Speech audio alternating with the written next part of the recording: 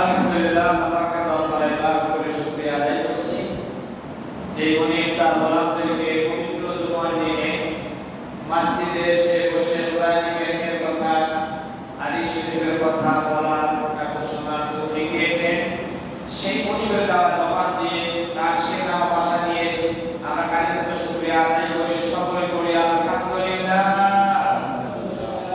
রব্বানা লাকাল হামদ হামদান কাসীরা তয়্যিবান মুবারাকান ফীহি ইয়া রাব্বি লাকাল হামদু কামা ইয়ানবাগি লিজালালি ওয়াজহিকা ওয়া আযীমি সুলতানিক। আমাদের এই প্রশংসার সওয়াব, দুরূদ শরীফের সওয়াব আল্লাহ পাক বিশ্ব নবীর পবিত্র রওজা মুবারকে পৌঁছে আনা সবাই বলি আমিন। আমাদের আদি পিতা বাবা মুসাফিউল্লাহ, আদি মাতা মাদান হাওয়া আলাইহিস সালাতু ওয়াস সালাম থেকে শুরু করে আজকের এই মুহূর্ত পর্যন্ত তামাম বিশ্বের মাটির নিচে যত মুমিন মুমিনাত, মুসলিমিন মুসলিমাত কবর বসে আছে, আমরা সকলের জন্য দোয়া করি। আল্লাহুম্মা নাফির মারকাদাহু ওয়া জাআল জান্নাতা মাসওয়াহুম। আল্লাহ তাআলা আমাদের পূর্বপুরুষ, আমাদের আত্মীয় স্বজন যারা কবর বসে আছেন, রব্বুল আলামিন তাদের প্রত্যেকের কবরটাকে আল্লাহ তুমি নূর দিয়ে মুনাওয়ার করে দাও বলে আমিন। তাদের কবরগুলোকে আল্লাহ জান্নাতে রূপান্তরিত করে দাও আল্লাহ বলে আমিন। সম্মানিত হাজিরিন, আমরা আজকে আলোচনা শুনব ইনশাআল্লাহ পবিত্র কোরবানি কবুল হওয়ার শর্ত। আমরা এত হাজার হাজার টাকা খরচ করে কোরবান করলাম, সেই কোরবান যদি কবুল না হয় তাহলে তো এই কোরবানি দিয়ে কোনো লাভ নাই। এজন্য আমরা আজকে জানবো ইনশাআল্লাহ পবিত্র কোরবানি কবুল হওয়ার শর্ত। আমরা যত ইবাদত করি, সব ইবাদতের মূল উদ্দেশ্য কাকে খুশি করা? আল্লাহ রাব্বুল আলামিনকে খুশি করা। আল্লাহ রাব্বুল আলামিন বলেন, ওয়া মা উমিরু ইল্লা লিয়া'বুদুল্লাহা মুখলিসিনা লাহুদ-দ্বীন। সূরাতুল বাইয়িনাতের 20 নম্বর পারা। আল্লাহ রাব্বুল আলামিন বলেন, আমি আমার বান্দাদেরকে একমাত্র শুধুমাত্র একটাই ওয়াদা দিয়েছি, আমি আল্লাহ ছাড়া আর কারো সন্তুষ্টির জন্য গোলামি করা যাবে না। আল্লাহ রাব্বুল আলামিন আরেকটা বলেন, কুল ইন্নী উমিরতু আন আ'বুদাল্লাহা মুখলিসিনা লাহুদ-দ্বীন। হে নবী, আপনি বলুন, আমি আদিষ্ট হয়েছি। আল্লাহ পাক বিশ্ব নবীকে বলে আপনি বলুন এইভাবে যে আমি আদেশ প্রাপ্ত হয়েছি, ওয়াদা প্রাপ্ত হয়েছি এই উদ্দেশ্যে যে আন আ'বুদাল্লাহা মুখলিসিনা লাহুদ-দ্বীন, কেবলমাত্র এক আল্লাহ সন্তুষ্টির জন্য গোলামি করব। এই ওয়াদা প্রাপ্ত হয়েছে, এই আদেশে আমি আদিষ্ট হয়েছি। সুতরাং এই আয়াত সমূহ থেকে আমরা ক্লিয়ার মেসেজ পেয়ে যাই, আমার আপনার যাবতীয় ইবাদত কেবলমাত্র রব্বুল ইজ্জত ওয়াল জালালের সন্তুষ্টির জন্য, অন্য কারো রেজামন্দির জন্য যদি করেন আপনার এই ইবাদত কবুল হবে না। কোরবানিটা একটা আর্থিক ইবাদত। বান্দা যত ইবাদত করে, এই ইবাদতগুলোকে উলামায়ে কেরাম দুই ভাগে ভাগ করেছেন। একটা হলো ইবাদতে মালিয়া, আরেকটা হলো ইবাদতে বাদানিয়া। ইবাদতে মালিয়া হলো যে সকল ইবাদত করতে টাকা খরচ হয়, সেই ইবাদতকে বলা হয় ইবাদতে মালিয়া। আর যে ইবাদত করতে শরীর ব্যয় হয়, শরীরটাই আপনার ব্যবহৃত হয়, সেই ইবাদতকে বলা হয় ইবাদতে বাদানিয়া। যেমন আমরা নামাজ পড়ি, কোরআন কারীম তেলাওয়াত করি, সালাম কালাম বিনিময় করি, এগুলোতে টাকা খরচ হয় না, এগুলোতে কি হয়? শরীর খরচ হয়। আমরা রোজা রাখি, তাহলে যে ইবাদত করতে শুধুমাত্র শরীর ব্যবহৃত হয়, সে ইবাদতকে বলা হয় ইবাদতে বাদানিয়া। বাদান মানে হলো শরীর। আর যে ইবাদত করতে অর্থ খরচ হয়, সে ইবাদতকে বলা হয় ইবাদতে মালিয়া। মাল মানে হলো সম্পদ।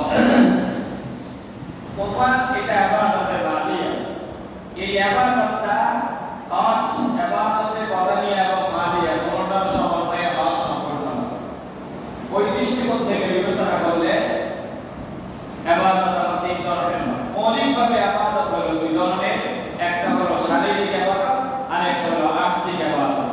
কিছু ইবাদত আছে সেখানে শরীর এবং অর্থ উভয়টা ব্যয় হয়। তো কুরবানিটা ইবাদতের মালিয়া আর্থিক ইবাদত। এই ইবাদতটা কবুল হতে হলে চারটি শর্ত বিরাজ করতে হবে। কয়টা শর্ত? ইবাদতে মালিয়া, এই পবিত্র কুরবানি আমার আপনার এই কুরবানি আল্লাহর দরবারে কবুল করতে হলে আল্লাহ পাক যদি আমাদের এই ইবাদতটা কবুল করেন তাহলে আমাদের কাছে চারটি শর্ত উপস্থিত থাকতে হবে। এক নাম্বার হলো আমার আপনার নিয়তটা একেবারে বিশুদ্ধ হতে হবে।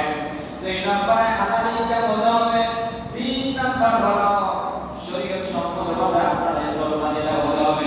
চার নাম্বার হলো লোক দেখানো বা মানুষকে দেখানো কোনো আশঙ্কা থাকতে পারবে না, লোককে না দেখানো।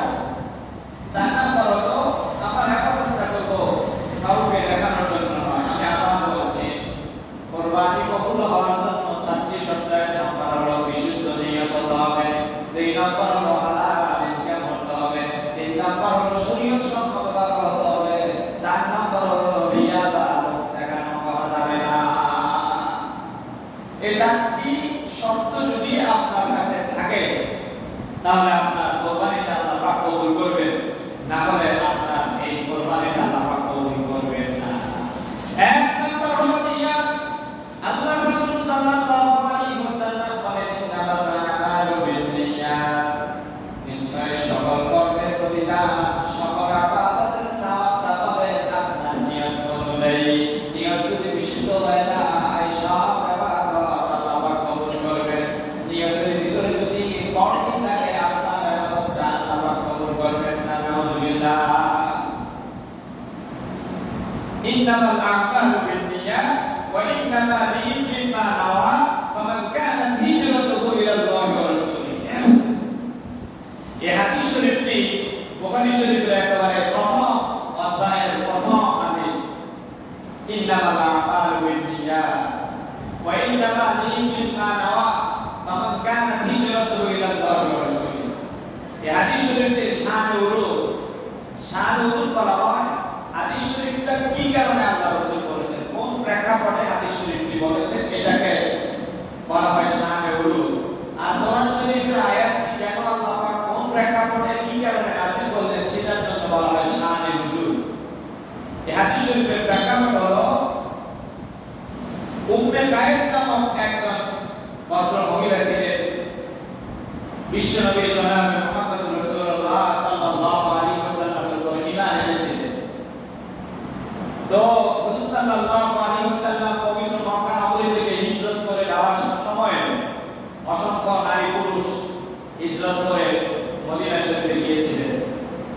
আল্লাহর এই বান্দী উম্মে কায়েস তিনিও হুজুর সাল্লাল্লাহু আলাইহি ওয়াসাল্লামের সাথে হিজরত করে তিনিও মদিনা শরীফে গিয়েছিলেন। মদিনা শরীফে যাওয়ার পর সাহাবায়ে কেরাম একজন অপরিচিত লোককে দেখতে পেলেন। মানে অপরিচিত লোক বলতে লোকটা পরিচিত, তবে ঈমান আনেন। কিন্তু হিজরত করবেন তারাই যারা আল্লাহ রাসূলকে ভালোবাসেন, ঈমান এনেছেন, তারা হিজরত করে যাবে, এটাই তো স্বাভাবিক। কিন্তু একজন লোককে দেখা গেল এই লোকটা হিজরত করছেন কিন্তু এটা ঈমানদার।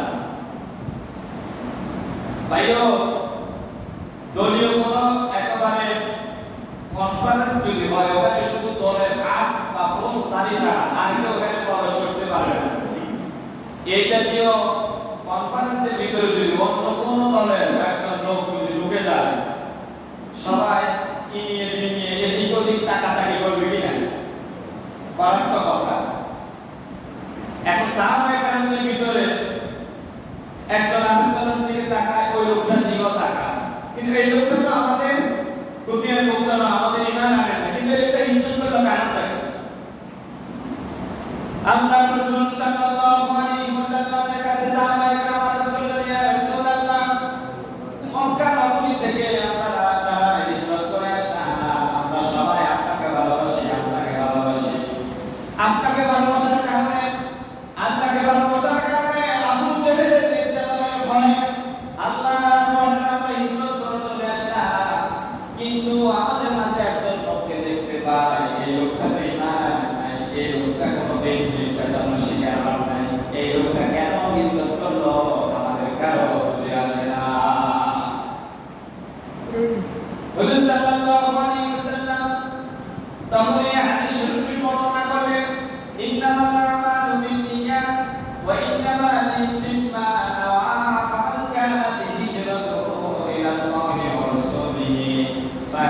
ফাতুবু ইলাল্লাহি ওয়া রাসূলিহি। আল্লাহ রাসূল বলেন, আমার সাহাবীরা শুনো, আল্লাহর কোন বান্দা যদি আল্লাহ এবং তার রাসূলকে খুশি করার জন্য হিজরত করে, তার হিজরতটা আল্লাহ এবং তার রাসূলের সন্তুষ্টির জন্য হবে। পক্ষান্তরে আল্লাহর কোন বান্দা যদি কোন নারীকে পাওয়ার জন্য অথবা ইউসিবুহা ইমরাতুন, যদি আল্লাহর ওই বান্দা যদি কোন নারীকে বিবাহ করার জন্য অথবা দুনিয়া পাওয়ার জন্য যদি স্থান ত্যাগ করে, হিজরত করে, তার ওই হিজরতটা নারীকে পাওয়ার জন্য এবং দুনিয়া ইনকাম করার জন্য রূপান্তরিত হবে। নাউযুবিল্লাহ। তোমরা তোমাদের মাঝে যেই লোকটিকে দেখতে পাও, ওই লোকটি মূলত আল্লাহ এবং তার রাসূলকে ভালোবাসে না।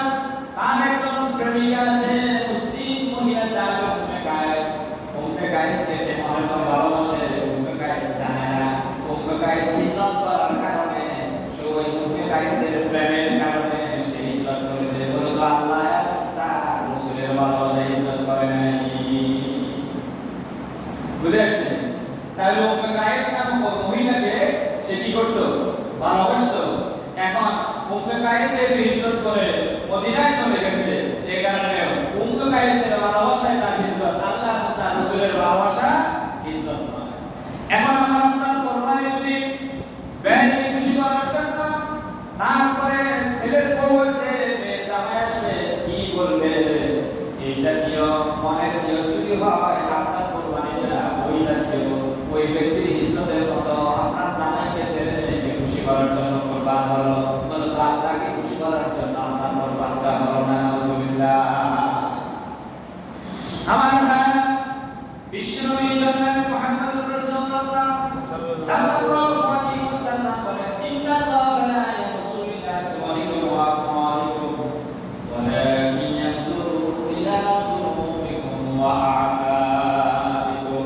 আল্লাহ রাব্বুল আলামিন তোমাদের চেহারার দিকে, তোমাদের আকার আকৃতির দিকে, তোমাদের ধনসম্পদ গাড়ি বাড়ির দিকে তাকান না, ওয়ালাকিন ইয়ানজুরু ইলা কুলুবিকুম ওয়া আ'মালিকুম। আল্লাহ পাক কেবলমাত্র শুধুমাত্র তোমাদের অন্তর আর তোমাদের নেককার সেবকের দিকে তাকায়। তাহলে আপনার অন্তরের দিকে আল্লাহ পাক তাকাইবেন। বান্দার নিয়ত কোথায় থেকে হয়? কলব থেকে। কোথায় থেকে হয়? কলব থেকে। এজন্য কলব বিশুদ্ধ হতে হবে।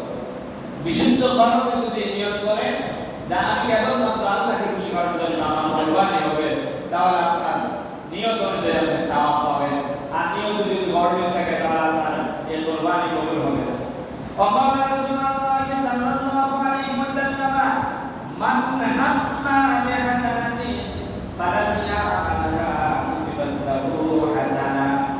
আল্লাহ রাসূল সাল্লাল্লাহু আলাইহি ওয়াসাল্লাম ফরমায়, আল্লাহর কোন বান্দা যদি ভালো কোন কাজের নিয়ত করে, আল্লাহর কোন বান্দা যদি মান হাম্মা বিহাসানাতিন, আল্লাহর কোন বান্দা যদি ভালো কাজের নিয়ত করে, ফালাম ইয়ামালহা, আর ওই কাজটা যদি সে সম্পূর্ণ করতে না পারে, নিয়ত করার কারণে কুতিবাত লাহু হাসানাতুন, আল্লাহ পাক তার আমলনামায় একটা নেকি লিপিবদ্ধ করে দিবেন। সুবহানাল্লাহ। আই রিপিট अगेन, আল্লাহর কোন বান্দা ভালো কাজের নিয়ত করেছে কিন্তু কাজটা করতে পারেনি। নিয়ত করার কারণে, তার নিয়তটা বিশুদ্ধ হওয়ার কারণে কাজটা না করার সুযোগ পায় না, করার সুযোগ পায় না, না করার কারণেও আল্লাহ পাক তার আমলনামায় একটা সওয়াব লিপিবদ্ধ করে দিবেন। আর যদি কাজটা করতে পারে, তাহলে কি তার আমলনামায় 10টি ভালো কাজের সমপরিমাণ সওয়াব লিপিবদ্ধ করে দিবেন। সুবহানাল্লাহ। অনুরূপভাবে আল্লাহর কোন বান্দা যদি খারাপ কাজ করার নিয়ত করে, এই খারাপ কাজটা যতক্ষণ পর্যন্ত না করবে, ততক্ষণ পর্যন্ত তার আমলনামায় কোনো গুনাহ লেখা হবে না। বন্ধুদের প্ররোচনায় পড়ে একটা খারাপ কাজ করার নিয়ত করেছে, কিন্তু কাজটা এখনো করেনি, না করার আগ পর্যন্ত তার আমলনামায় কোনো গুনাহ লেখা হবে না। কিন্তু ভালো কাজের নিয়ত করার সাথে সাথে একটা সওয়াব আপনার আমলনামায় লিপিবদ্ধ হবে। খারাপ কাজ করার নিয়ত করেছে কিন্তু কোনো গুনাহ লেখা হবে না যতক্ষণ পর্যন্ত কাজটা বাস্তবায়িত না করে। আল্লাহর কোনো আরেক ভালো বান্দার পরামর্শে সে খারাপ কাজটা ছেড়ে দিয়েছে, খারাপ কাজ না করার সিদ্ধান্ত নিয়েছে, এই কারণে তার আমলনামায় আল্লাহ পাক সওয়াব লিপিবদ্ধ করে দিবেন। ওই যে সেটাকে আল্লাহ নেকিতে রূপান্তরিত করে তার আমলনামায় সওয়াব লিপিবদ্ধ করে দেন সুবহানাল্লাহ। যেমন আল্লাহর কোন বান্দা হজ করার ইচ্ছা করেছে, এই যে যারা আপনার ওই যে আরব সাগরের বিমান দুর্ঘটনায় মারা গেল, আপনারা জানেন না হাজিদের একটা বিমান, তারা তো নিয়ত করেছে কি করবে, হজ করবে, কিন্তু তারা হজ করতে পারে না। এই হাদিস শরীফ অনুযায়ী মান হাম্মা বিহাসানাতিন ফালাম ইয়ামালাহা কুতিবাত লাহু হাসানাতুন, আল্লাহ রাসূল বলেন যারা ভালো কাজ নিয়ত করলো, নিয়ত করার কারণে কাজটা না করতে পারলেও তাদের আমলনামায় সওয়াব লিপিবদ্ধ করে দেওয়া হবে। সুবহানাল্লাহ। আপনি এর জন্য ভালো নিয়ত করেন। এই যে আপনারা এখন কুরবানি করার নিয়ত করেছেন, কিন্তু ওই দিন আপনার মারাত্মক একটা দুর্ঘটনা ঘটে গেল, করতে পারেন না, কিন্তু নিয়তের কারণে আপনার পশু ক্রয় করার কারণে আপনার আমলনামায় সওয়াবটা লিপিবদ্ধ হয়ে যাবে। প্রাকৃতিক অথবা অন্য কোনো দুর্যোগের কারণে আপনি যদি কোরবান দিতে নাও পারেন, আপনার আমলনামায় কোরবান করার সমপরিমাণ সওয়াব লিপিবদ্ধ হয়ে যাবে। সুবহানাল্লাহ। কোরবানিটা এত ফজিলতপূর্ণ, আল্লাহ রাসূল ফরমান ঈদের দিন সবচাইতে ফরজ ইবাদতের পরে, ফরজ নামাজ আমরা পড়বো, যোহর পড়বো, আসর পড়বো, মাগরিব পড়বো, ইশা পড়বো, ফজর পড়বো, কিন্তু যদি আপনি ফজর না পড়ে কোরবানির জন্য লাফালাফি করেন, বুঝতে হবে আপনার ওই কোরবানিটা সেরেফ গোশত খাওয়ার জন্য, আল্লাহকে খুশি করার জন্য না। আপনি নামাজ পড়েন না, তা আপনি কিসের কোরবান? আপনার নামাজ নাই, আপনার কোরবানটা কিসের? এজন্য আপনি যখন কোন শরীরটা বাছাই করবেন, ওর নিয়ত কেমন ওগুলো যাচাই বাছাই করতে হবে। তাহলে এক নম্বরে আপনার নিয়তটা বিশুদ্ধ হতে হবে, দুই নম্বরে আপনার হালাল ইনকাম হতে হবে। ইনকাম যদি হালাল না হয় আপনার কোরবানি কবুল হবে না। 7 শরীকের ভিতরে একজন শরীকের ভিতরে যদি অবৈধ ইনকাম থাকে, কোরবানি কবুল হবে না। আল্লাহ রাব্বুল আলামিন বলেন, ইয়া আইয়ুহান নাসু কুলু মিম্মা ফিল আরদি হালালান তাইয়্যিবা। সূরা বাকারা 168 নম্বর আয়াত, 2 নম্বর পারা, 4 নম্বর পারা, 4 নম্বর পৃষ্ঠার মাঝামাঝি আয়াতটা আল্লাহ পাক বলেন, হে পৃথিবীর মানুষেরা, কুলু মিম্মা ফিল আরদি হালালান তাইয়্যিবা, তোমরা পবিত্র হালাল সম্পদ থেকে তোমরা রিজিক গ্রহণ করো, তোমরা তোমাদের হালাল বস্তু থেকে তোমরা রিজিক হিসাবে খাও। পরে আরেকটি আয়াত আল্লাহ পাক সরাসরি এই আয়াতে গোটা পৃথিবীর সব মানুষদেরকে বলেছেন, ঈমানদার বেঈমান সবাইকে বলেছেন, ইয়া আইয়ুহান নাস, হে পৃথিবীর মানুষেরা, কুলু মিম্মা ফিল আরদি হালালান তাইয়্যিবা। পরের আয়াতে আল্লাহ পাক বলেন, ইয়া আইয়ুহাল্লাযীনা আমানু কুলু মিন তাইয়্যিবাতি মা রাযাকনাকুম, 172 নম্বর আয়াত, তাও 2 নম্বর পারা, 4 নম্বর পৃষ্ঠা, সূরা বাকারার 172 নম্বর আয়াত আল্লাহ পাক ঈমানদারদেরকে লক্ষ্য করে বলেন, হে ঈমানদাররা, কুলু মিম্মা ফিল আরদি হালালান তাইয়্যিবা, তোমরা কি করো, পবিত্র রিজিক থেকে খাও। এরপরে সূরাতুল মুমিনুনের একেবারে 51 নম্বর আয়াতে আল্লাহ পাক নবীদেরকে বলেন, ইয়া আইয়ুহার রাসূলু কুলু মিনাত তাইয়্যিবাতি ওয়া'মালু সালিহান। হে আল্লাহর পয়গম্বররা, ইয়া আইয়ুহার রাসূলু কুলু মিনাত তাইয়্যিবাত, তোমরা হালাল খাবার খাও, তারপরে কাজ করো, ওয়া'মালু সালিহান, আগে হালাল রিজিক খাও, তারপরে নেক কাজ করো। তার মানে হলো হালাল রিজিক না খেয়ে যদি আপনি ইবাদত করেন, আপনার ইবাদত কবুল হবে না। 3টি আয়াতে আল্লাহ পাক 3 ভাবে সম্বোধন করেছেন। প্রথমে বলেছেন, ইয়া আইয়ুহান নাস, গোটা পৃথিবীর সব মানুষদেরকে আল্লাহ অর্ডার দিলেন, কুলু মিম্মা ফিল আরদি হালালান তাইয়্যিবা, হালাল খাবার খাও, পবিত্র খাবার খাও।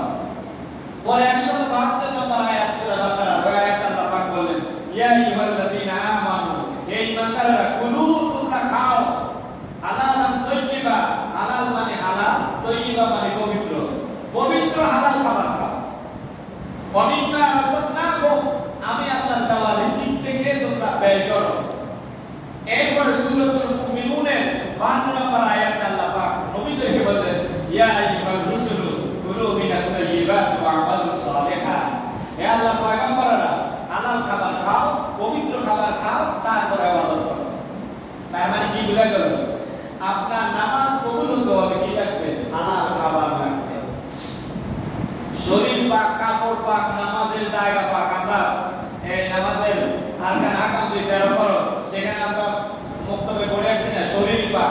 কাপড় পাক, নামাজের জায়গা পাক। এই শরীর পাক দুই ধরনের, একটা হলো বাহ্যিক পাক, আরেকটা হলো অভ্যন্তরীণ পাক।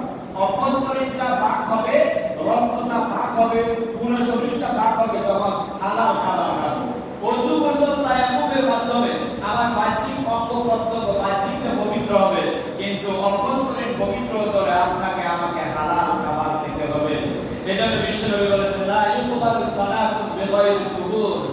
তোমার আল্লাহ রাসূল বলেন হে আমার সাহাবীরা, লা ইউকবালু সালাতু, নামাজ কবুল হবে না বিগাইরি তুহুরি, পবিত্রতা ছাড়া। ওয়ালা ইউকবালু সাদাকাতুন মিন গুলুল, দান সদকা কবুল হবে না হালাল রিজিক ছাড়া। সুরাইকৃত মাল দিয়ে যদি আপনি কি করেন, আপনি আল্লাহর রাস্তায় দেন, সাওয়াব দান করার কথা ইমানে চলে যায়। এজন্য হালাল ইনকাম দিয়ে আমাকে আপনাকে কোরবানি করতে হবে।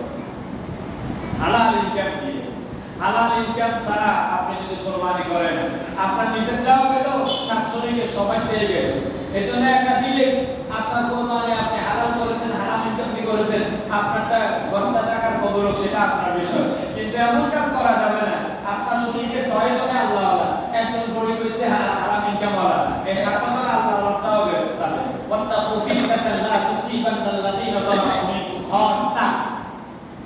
অন্যায় প্রতিরোধ যদি না করো, পাড়া মানুষগুলোর উপর আল্লাহ পাক বিপদ দিবেন।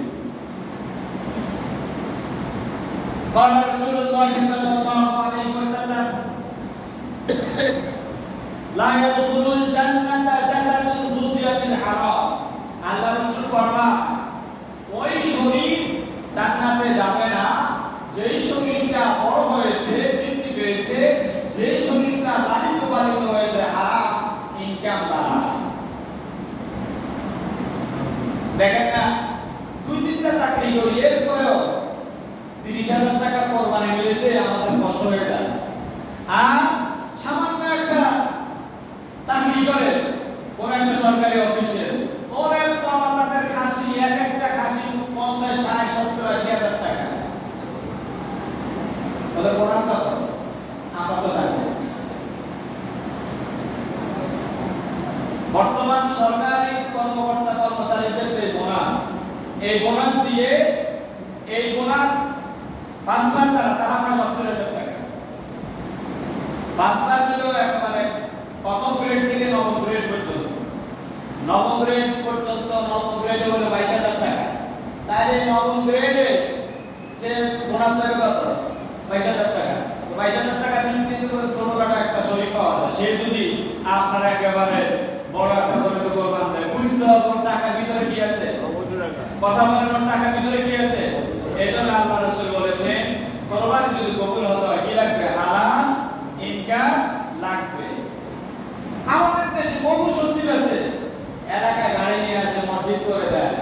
ওই সকল অবৈধ ইনকামওয়ালা টাকা দিয়ে মসজিদ বানায়, ওই মসজিদে নামাজ পড়লে কবুল হবে কিনা আল্লাহ ভালো জানে। বহু ব্যবসায়ী আছে, ওরা দুর্নীতি করে, ভেজাল খাদ্য কি করে, খাবারের ভিতরে ভেজাল। একবারে বহু বছর ব্যবসায়ী আছে, মুদি ব্যবসায়ী আছে, ওরা 1 টাকার মাল কৃত্রিম সংকট তৈরি করে, ওরা 20 টাকা বিক্রি করে। ওদের সাথে ওদের ওই অবৈধ ইনকাম দিয়ে কোরবান দিলে কোরবান কবুল হবে না। এজন্য বিশ্বনবী বলেছেন, কোরবান ভিতরে কি লাগবে? হালাল ইনকাম লাগবে। কি লাগবে? হালাল ইনকাম লাগবে। এখন হালাল ইনকাম ছাড়া যদি অবৈধ ইনকাম দিয়ে আপনি একেবারে বাজারের সারা গরু কিনেন, আপনার এই কোরবানিটা কবুল হবে না।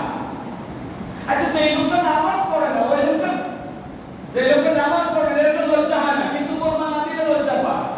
তাহলে বোঝা যায় এই লোকটার মনের ভিতরে আল্লাহ ভয় আছে না লোক দেখানোর ভয়? এই সমস্ত এই জাতীয় মানুষগুলোর কোরবানি আল্লাহ পাক কবুল করবেন। 3 নম্বর হলো শরীয়ত সম্মত হতে হবে। আমার আপনার সব কাজ কি অনুযায়ী হতে হবে? শরীয়তের বাইরে কোনো কাজ করা যাবে না।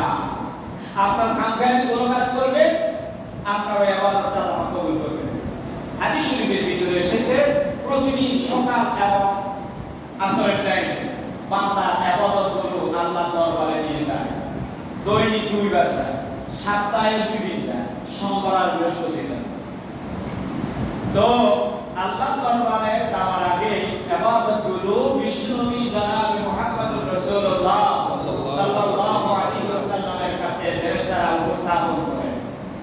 যে ইবাদতগুলোর ভিতরে কোরআন সুন্নাহ অনুযায়ী আমল আছে, আল্লাহর আইন আছে, বিশ্বনবীর তরিকা আছে। বলেন কি বলছি? আল্লাহর আইন আছে। আপনি ইবাদতটা করলেন, এই ইবাদতের ব্যাপারে আল্লাহর ওয়াদা আছে। দুই নম্বরে আল্লাহ রাসূলের তরিকা আছে। আমরা তো আল্লাহকে দেখি না, কিন্তু আল্লাহ পাক বলেছেন আমার ইবাদত কিভাবে করবা, বিনা আরাকান নাস। আমি আমার রাসূলকে বলেছি আমি কোন ইবাদত কিভাবে করবা সেটা তুমি তোমার উম্মতদেরকে দেখায়।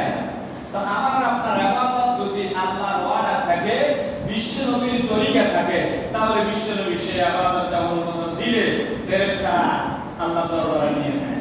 আর যে ইবাদতের ভিতরে আল্লাহর আইন নাই, আল্লাহর ওয়াদা নাই, বিশ্বনবীর তরিকা নাই, বিশ্বনবীর সুন্নাত তরিকা নাই, ওই ইবাদতটা আল্লাহর রাসূল রিসিভ করেন না। হাদিস শরীফের ভিতরে এসেছে ময়লা আবর্জনা যেরকম মানুষ মুখ জোরে ডাস্টবিনে নিক্ষেপ করে, তেমনি ভাবে ফেরেশতারা আল্লাহর রাসূলের অনুমতি ক্রমে এটা ডাস্টবিনে নিক্ষেপ করার মতো এমন করে নিক্ষেপ করে আকাশেও তাদের ইবাদত খুঁজে পাওয়া যাবে না, জমিনেও খুঁজে পাওয়া যাবে না। বহু মানুষ আছে দোকানে বসে বসে আড্ডা দেয়, কিন্তু ফজরের নামাজ পড়ে না, আসরের নামাজ পড়ে না। দোকানে যাই বসে থাকতে পারে, কিন্তু মসজিদের সামনে দিয়ে সে হেঁটে যায়, মসজিদে ঢুকতে পারে না। বাবা পড়া এদের আবার কোরবান কিসের? মসজিদের পাশে দিয়ে হেঁটে যায়, ঘরে পড়ে মসজিদ, বাড়ির লাগে মসজিদ, মসজিদে আসে না, দোকানে বসে ঘন্টার পর ঘন্টা আড্ডা দেয়। এদের আবার কোরবান কিসের? এদের কোরবানটা হলো মানুষদেরকে দেখানোর জন্য। যার অন্তরে নামাজের প্রতি ভক্তি নেই, তার আবার ওয়াজিবের কিসের ভক্তি? নামাজ হলো ফরজ। নামাজ কি ফরজ? সবাই বলেন নামাজ কি ফরজ, আর কোরবান কি ওয়াজিব।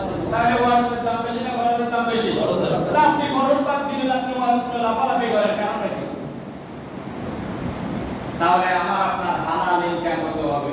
যে কোনো ইবাদতের জন্য হালাল ইনকাম লাগবে। কিয়ামতের ময়দানে আমাকে আপনাকে সবাইকে আল্লাহর সামনে দাঁড়াতে হবে। এই কথা বিশ্বাস করেন? জি। এই কথা বিশ্বাস হয় তো? আপনাকে আমাকে যখন আল্লাহর সামনে দাঁড়াতে হবে, আল্লাহ পাক একেবারে আমাকে আপনাকে সবাইকে 5টি প্রশ্ন জিজ্ঞাসা করবেন। 5টি প্রশ্নের আমাকে আপনাকে উত্তর দিতে হবে। মানে তো এটা হযরত আব্দুল্লাহ ইবনে মাসউদ রাদিয়াল্লাহু তাআলা আনহু থেকে বর্ণিত, বিশ্বনবী বলেন লা তাযালু কাদামা ইবনে আদম হাত্তা ইসআলু আন খামসি।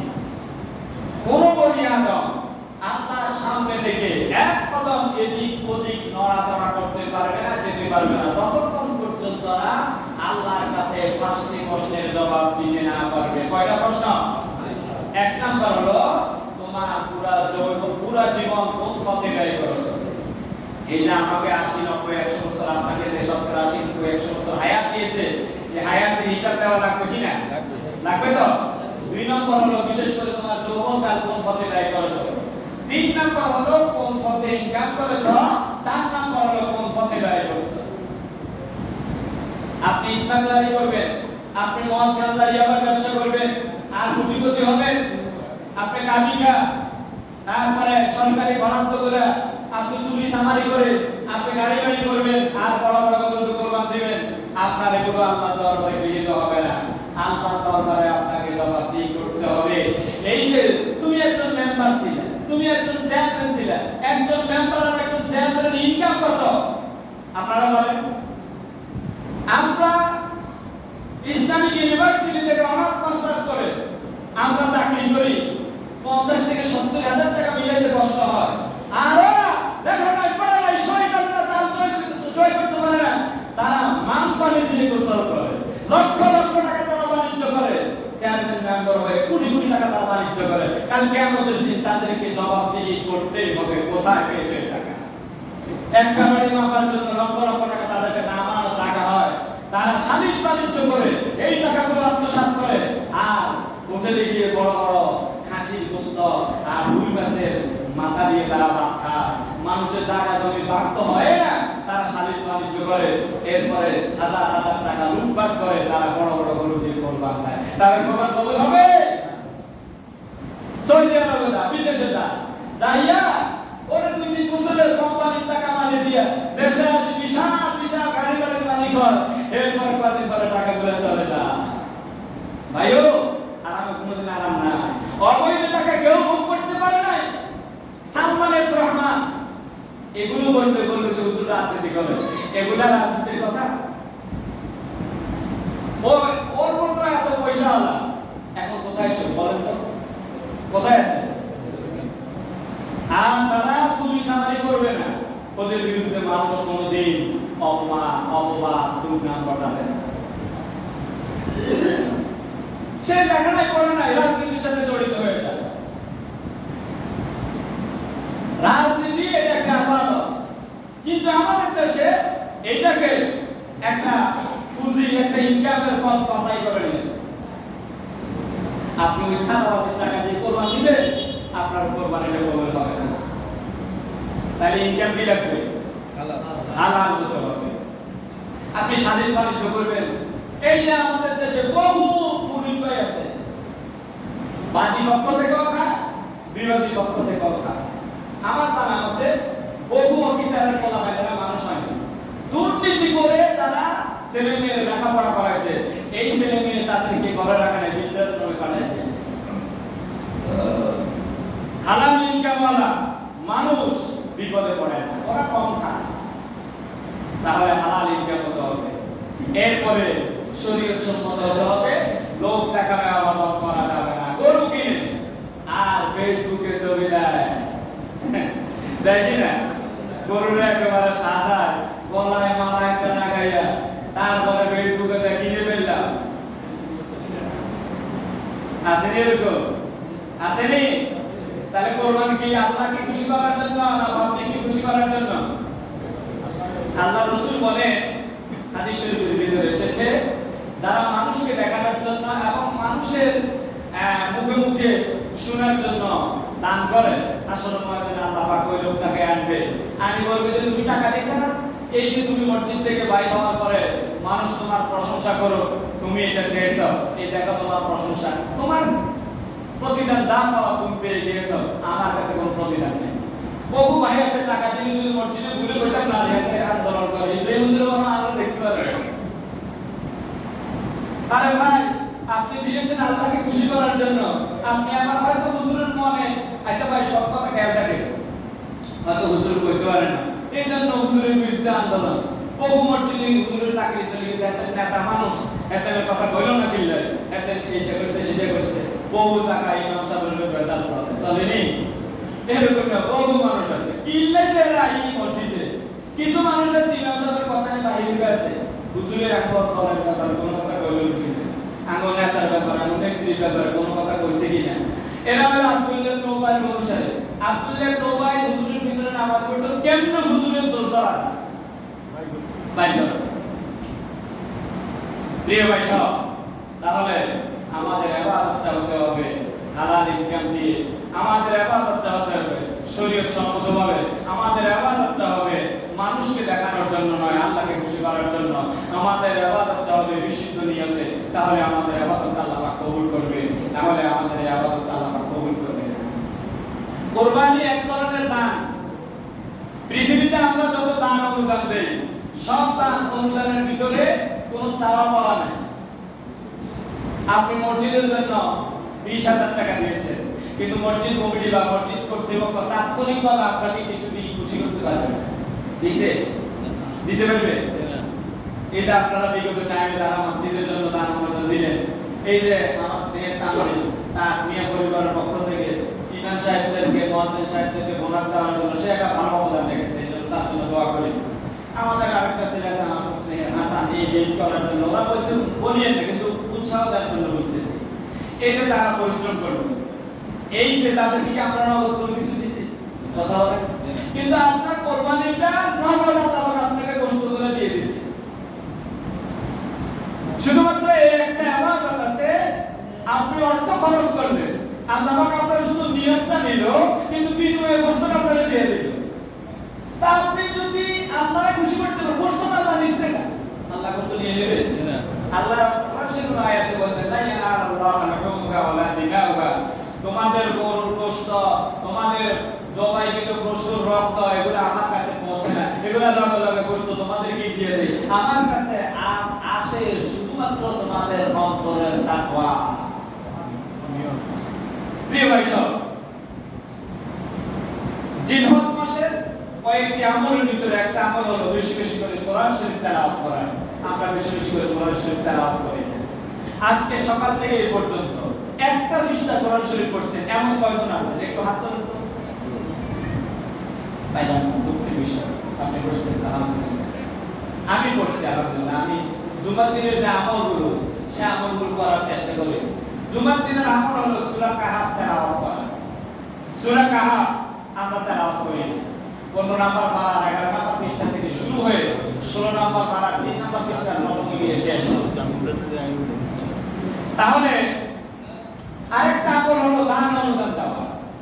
এই জিলহজ মাসে আমরা কে 1000 টাকা করে মসজিদে দান করছি বা মাদ্রাসায় দান করছি বা অন্য কোনো জায়গায় দান করছি, একটু হাত তোলেন তো। নাই। কিন্তু আমরা দান অনুদান নাই। আবু বকর সিদ্দিক রাদিয়াল্লাহু তাআলা আনহুর জন্য যে জান্নাতে সুসংবাদ নিয়ে আসলেন, অনেক লম্বা কাহিনী। যেদিন আবু বকর সিদ্দিক রাদিয়াল্লাহু তাআলা আনহুকে জান্নাতে সুসংবাদ দেন, সেদিন আবু বকর সবার আগে মসজিদে ঢুকছে, সবার শেষে বাইরে হয়েছে। কিন্তু আমরা পারি না। আজকে আমিও একটু দেরি করে এসেছি, আমি গাড়ির জ্যামে পড়ছি। মসজিদে জুমার দিন যে সর্বপ্রথম আসবে, সে একটা মন কোরবানি দিলে যে সওয়াব, সেই সওয়াব পাবে। দ্বিতীয় নম্বরে যে আসবে, সে গরু কোরবানি দিলে যে সওয়াব, সেই সওয়াব পাবে। 3 নম্বরে যে আসবে, সে ছাগল কোরবানি দিলে যে সওয়াব, সেই সওয়াব পাবে। আবু বকর প্রথম সারিতে ছিলেন এবং বাইর হওয়ার টাইমে সর্বশেষ আবু বকর বাইর হলেন। আমরা কি করি? 80 সবার সাথে বাইর হই সবার আগে। বহু মানুষ আছে বাজার জমা পড়ে না। কেন আপনারা মসজিদে আসেন? মসজিদে আসলে আপনি বাজার জমা পড়েন না। বাজার জমা এবং কাবলার জমা এই দুটো হলো সুন্নাতে মুআক্কাদা। কি বলেন তো? সুন্নাতে মুআক্কাদা। আপনি বলবেন হুজুর সৌদি আরবওয়ালারা পড়ে না, সৌদি আরবওয়ালারা ঘরে পড়ে। মাসালা হলো সুন্নাত নফল গোপনে পড়বে, ফরজ প্রকাশ্যে পড়বে। ফরজ কারণ মুনাফিকরা নফলগুলো প্রকাশ্যে পড়ে, ফরজগুলো পড়ে না। এইজন্য ইসলামী শরীয়তের বিধান হলো ফরজ ওয়াজিব প্রকাশ্যে, সুন্নাত নফল গোপনে। এইজন্য যাকাতটা প্রকাশ্যে হবে, অন্য অনুদান কি হবে? গোপনে হবে। সুন্নাত ঘরে পড়লে সওয়াব বেশি। এখন কয়জনের সুন্নাত ঘরে পড়েন সেই পরিবেশ তো নাই। তা আপনি এখানেও পড়লেন না, ঘরেও পড়লেন না। তা আপনি যে সুন্নাত এইটাই বাদার জন্য কাবলার জন্য এগুলো হলো সুন্নাত মুআক্কাদা, প্রায় ওয়াজিবের কাছাকাছি তরফ করলে কবিরা গুনাহ হবে। তো মসজিদে আপনি আসেন শেষে, যান সবার আগে, তো কেন আসেন? আর মুসাফির হলে সেটা হলো ভিন্ন হিসাব। মুসাফিরের জন্য ফরজ আল্লাহ অর্ধেক করে দিয়েছে, আর সুন্নাত তাদের ইখতিয়ার, পড়লে সওয়াব পাবে, না পড়লে দান অনুদান আমরা করতে চাই না। বহু মানুষের মসজিদে যে মাসিক যে বেতন, সেটা বাকি থাকে। আসেনি এরকম? এই সমাজে নাই, অত অন্য সমাজে রাখতে পারে। কিন্তু আপনার বিদ্যুৎ বিল পেমেন্ট, আপনার ডিশ বিল পেমেন্ট, আপনার ওয়াইফাই বিল পেমেন্ট, কিন্তু আপনার মসজিদে যে ইনকাম, মসজিদে যে মাসিক নির্ধারিত যেটা, সেটা আপনার পেমেন্ট নেই। আল্লাহ রাসূল বলেছেন তোমরা দুইটা ক্ষেত্রে প্রতিযোগিতা করো। কয়টা ক্ষেত্রে? বাতি দেন। প্রতিযোগিতা কয় ক্ষেত্রে? একটা হলো লা হাসাদা ইল্লা ফি ইসনাইন, রাজুলুন আতাহুল্লাহুল কুরআনা ফাহুয়া ইয়াতুলু বিহি আনা আল-লাইল ওয়া আনা আন-নাহার। আল্লাহ কোন বান্দাকে আল্লাহ পাক কোরআন শরীফের ইলম দিয়েছে, হাদিস শরীফের ইলম দিয়েছে, সে সকালে রাতে দিনে প্রকাশ্যে অপ্রকাশ্যে নিজেও আমল করবে, অন্য মানুষকেও আমল করতে বলবে। আল্লাহর কোন বান্দা আমল করে, এইটাকে দেখে অন্য কোন বান্দা যদি প্রতিযোগিতা করে, আমার ভাই সকালে নামাজ পড়ে, সকালে কোরআন শরীফের দাওয়াত দেয়, বিকালে কোরআন শরীফের দাওয়াত দেয়, আমি পারবো না কেন? আমিও দাওয়াত দেব। এই কোরআন কারীমের ইলমের ক্ষেত্রে, দ্বীন ইলমের ক্ষেত্রে, আমল করার ক্ষেত্রে প্রতিযোগিতা যায়। 2 নম্বরে ওয়ারাজুলুন আতাহুল্লাহু মালান, আল্লাহর কোন বান্দাকে আল্লাহ পাক ধন সম্পদের মালিক বানিয়েছেন। ফাহুয়া ইউনফিকু বিহি আনা আল-লাইল ওয়া আনা আন-নাহার, আল্লাহর ওই বান্দা দিনেও ব্যয় করে, রাতেও ব্যয় করে, সকালেও ব্যয় করে, তারপর দুপুরেও ব্যয় করে, প্রকাশ্যেও ব্যয় করে, অপ্রকাশ্যেও ব্যয় করে। এই আয়াত যখন নাযিল হলো, আল্লাযীনা ইউনফিকুনা আমওয়ালাহুম বিল-লাইলি ওয়ান-নাহার, আবু বকর সিদ্দিক রাদিয়াল্লাহু তাআলা আনহুকে যেদিন জিবরাইল জান্নাতে সুসংবাদ দেয়, সেদিন আবু বকর সিদ্দিক রাদিয়াল্লাহু তাআলা আনহু দিনে ব্যয় করেছেন 10,000। কত হাজার? 10,000। রাতে ব্যয় করেছেন 10,000। কত হাজার হলো? প্রকাশ্যে দিয়েছেন 10,000, অপ্রকাশ্যে দিয়েছেন 10,000, কত হলো?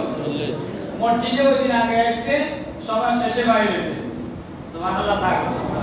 হযরত জিবরিল আমিন আলাইহিস সালাতু ওয়াস সালাম বললেন যে আল্লাহ পাক আপনার ওই সাহাবীকে জান্নাতের সুসংবাদ দিচ্ছেন, সেই দুনিয়া থেকে জান্নাতের সুসংবাদ পাচ্ছে, সে হলো আবু বকর সিদ্দিক রাদিয়াল্লাহু তাআলা। আমরা আবু বকরের মতো হতে চাই, কম বেশ সব আমলগুলো করবে, কম বেশ কি করতে হবে? আমি গত জুমায় বলেছি, আপনি ইবাদতের ক্ষেত্রে প্লাস থাকতে হবে। আপনি যদি ভালো রেজাল্ট করতে চান, তাহলে আপনি সব বিষয়ে সমানভাবে গুরুত্ব দিতে হবে। গ্রেডিং রেজাল্টে সকল বিষয়ে সমানভাবে গুরুত্ব দিতে হবে। বাংলাতে যেমন গুরুত্ব দিবেন, ইংরেজিতেও তেমন দিবেন, ম্যাথও তেমন দিবেন, ফিজিক্স, কেমিস্ট্রি, রসায়ন সব সাবজেক্টে আপনাকে সমানভাবে গুরুত্ব দিতে হবে। এডিশনাল সাবজেক্ট কৃষিতেও আপনাকে, হায়ার ম্যাথেও আপনাকে কি করতে হবে? আপনাকে সমানভাবে গুরুত্ব দিতে হবে। কেন? ইনসিডেন্টলি, ঘটনাক্রমে আপনার একটা কম্পালসারি সাবজেক্টে A+ আসলো না, 4 পয়েন্ট আসলো, তখন আপনার ওই এডিশনাল সাবজেক্টের ওখান থেকে আপনি নিয়ে আপনি গোল্ডেন A+ না পেলেও আপনার A+ পূরণ হয়ে যাবে। এই নফল ইবাদতগুলো আপনার ফরজ ওয়াজিবে ঘাটতি হয়েছে, আপনার এই নফল রোজা, নফল নামাজ, এই দান সদকা, এগুলো আপনার এডিশনাল ইবাদত, ওই ফরজ ইবাদতের ঘাটতি ফিলআপ করে আপনি ইবাদতের ভিতরে A+ পেয়ে যাবেন। সুবহানাল্লাহ। আমরা দান অনুদান দিতে চাই না। মাসালুল লাযিনা ইনফিকুনা আমওয়ালাহুম ফি সাবিলিল্লাহ কামাসালি হাব্বা। আল্লাহ রাব্বুল আলামিন বলেন, যারা দান অনুদান করে তাদের উদাহরণ শুনো। তারা হলো কৃষকের মতো, যে কৃষক তার একটি বীজ জমিনে রোপণ করলো, আর ওই বীজটা থেকে আমি আল্লাহ কমসে কম তাকে 100টি বীজ দান করি। সুবহানাল্লাহ থাক। আপনি নারিকেল গাছ যখন রোপণ করছেন, নারিকেল একটা থেকে তো একটা গাছে হয়েছে, এই একটা নারিকেল গাছে আপনাকে কমপক্ষে আল্লাহ পাক 100টা দিবে, উপরেরটা তো দিবেই। কত দিবে? 100। আপনারা কি এটা হিসাব দেখেন না? আম গাছ যখন রোপণ করছেন, আমের পাতা কয়টা পাতাছে? এই আম গাছে একবার যদি ধরে কয়টা ধরে? কয়টা ধরে? আপনি বড়ি গাছ রোপণ করেছেন, বড়ি বীজ একটা থেকে আপনার বড়ি গাছ, এই বড়ি গাছে কয়টা বড়ি ধরলো? আপনি সুপারি রোপণ করেছেন, সুপারি গাছ কয়টা রোপণ করেছেন? একটা সুপারি দিয়ে কয়টা ধরে? আল্লাহ পাক বলেন ওই চাষীর মতো দান অনুদানের বিষয়টা, আল্লাহর কোন বান্দা যদি একটা নারিকেল রোপণ করে, একটা ধান রোপণ করে, একটা সুপারি রোপণ করে, তাকে কমসে কম আমি কি করি? 100টা দেই। কামাসালি হাব্বাতিন আম্বাতাত সাবা সানাবিলা। এবার আল্লাহ পাক উদাহরণটা দিয়ে গমের এবং ধানের উদাহরণের ভিতরে নিয়ে গেছেন। একটা বীজ রোপণ করার পরে ওই একটা ধানের শীষ থেকে 7টা শীষ আল্লাহ পাক রূপান্তরিত করেন। একটা রোপণ করবেন, শীষ হবে কয়টা? 7টা। তাহলে একটা ধানে 7টা শীষ হবে, 7টা শীষে 700 ধান আল্লাহ পাক আপনাকে উপহার দিবেন। একটা সিম আপনি, একটা সিমের বীজ আপনি রোপণ করলেন, আপনি 700 বীজ কি পান না? যদি না পান, সেটা হলো আপনার পরিচর্যার অভাবে, সেটা হলো আপনার মাটির দোষে, সেটা হলো আপনার পরিবেশের অভাবে। কিন্তু আপনি যদি ভালো করে পরিচর্যা করেন, আল্লাহ পাক বলেছেন একজন কৃষক একটা বীজ রোপণ করলে আমি তাকে 700 দেই। আমার কোন বান্দা যদি 1 টাকা আল্লাহ রাস্তা দেয়, আমি তাকে কমস কম 700 টাকা পুরস্কার তাকে দিয়ে দিব। নগদ সেটা কিভাবে? আপনি পুকুর চাষ করছেন, আপনার মাছে বরকত দিয়ে দিবে, গাছে বরকত দিয়ে দিবে, ছেলে মেয়ে যে ডাক্তারি খরচ, সেখান থেকে আল্লাহ পাক আপনাকে রক্ষা করবে। এজন্য আমি উদাত্ত আহ্বান জানাচ্ছি, এই মাস খরচের মাস, এই মাস ইবাদতের মাস, আল্লাহর রাস্তায় ব্যয় করার মাস। মসজিদের আইপিএস এর জন্য খরচ, তারপরে পাইপ নষ্ট হয়ে গিয়েছে, কত ধরনের খরচ, বোনাস, বেতন, প্রতি মাসে ন্যূনতম 30,000 টাকা মসজিদের খরচ। কিন্তু আপনারা যে মাসিক যে অনুদান সেটা যে দেন না, তো এটা চলে কিভাবে? আল্লাহ পাক আমাদের সবাইকে বেশি বেশি করে আমল করে এই মসজিদের খোঁজ খবর রেখে কিয়ামতের দিন মসজিদ আপনার পক্ষে সুপারিশ করবে। আমার বলছে 4-5 মিনিট এই বিষয়ে বাড়ায় বলার জন্য। এই মসজিদটা আপনার কাবা শরীফের লগে লাগোয়া হয়ে থাকবে, এটা বিশ্বাস হয়নি?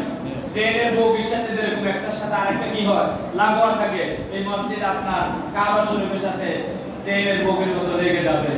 আর আপনি কোন মসজিদে নামাজ পড়লেন, কোন মসজিদে দান অনুদান দিলেন, সেটা এক্সক্লুসিভ রিপোর্টের মধ্যে এভাবে ঘুরতে থাকবে। এয়ারপোর্টে বেল্টের মতো, বেল্ট যেরকম ঘুরে কাবা শরীফের পিছনে এই মসজিদে ঘুরতে থাকবে। আমার আপনার সবার চেহারা সেদিন বেশি উঠবে, বিশ্বাস হয়? বিশ্বাস হয়? সিসিটিভি যদি এখান থেকে আমেরিকায় বসে দেখা যায়, আবার আপনার কুদরতি আল্লাহ পাকের কুদরতি ক্যামেরা কি এই ভিডিও কি নিতে পারবে কিনা? পারবে। আল্লাহ পাক আমাদের সবাইকে কবুল করুন, যারা কাবুল করেন